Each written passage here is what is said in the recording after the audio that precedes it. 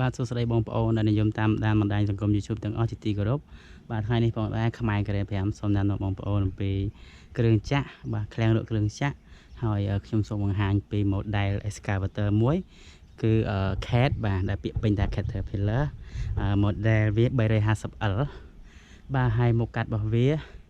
អស់ច្រឡំមុខកាត់បាទ bucket របស់វាគឺ3គូបបាទអានេះ strong power បាទកម្លាំងខ្លាំង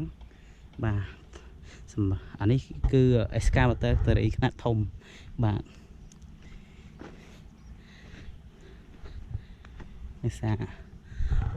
ខ្ញុំអត់សូវដឹងពីបច្ចេកទេសនៅក្នុង Excavator ប្រហែលទេតែខ្ញុំនឹងដាក់ spec របស់វានៅក្នុង description video បាទ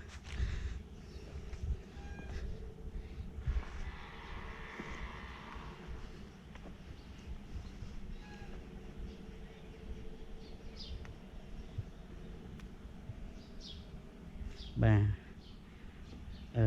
បើសិនបងប្អូនមានតម្រូវការត្រូវការប្រើប្រាស់នៅគ្រឿងចាក់បាទមកទឹកស្រុកគេបាទអាចអញ្ជើញមកទស្សនាផ្ទាល់នៅឃ្លាំងយើងខ្ញុំតែម្ដងក៏បានឬក៏តាក់ទងសួរតាមលេខទូរស័ព្ទដែលខាងយើងខ្ញុំនឹងដាក់នៅលើចំណងជើងវីដេអូតែម្ដងបាទនេះគឺ Excavator បាទដៃវែងយើងមានច្រើនគ្រឿងទៅតាមតម្រូវការរបស់អតិថិជនយើងអាចកែច្នៃជូនបានឃ្លាំងរបស់យើងខ្ញុំនៅសង្កាត់ជ្រោយចង្វាតាមបណ្ដោយផ្លូវជាតិលេខ 6A បាទយើងជិះមកប្រហែលជា5គីឡូ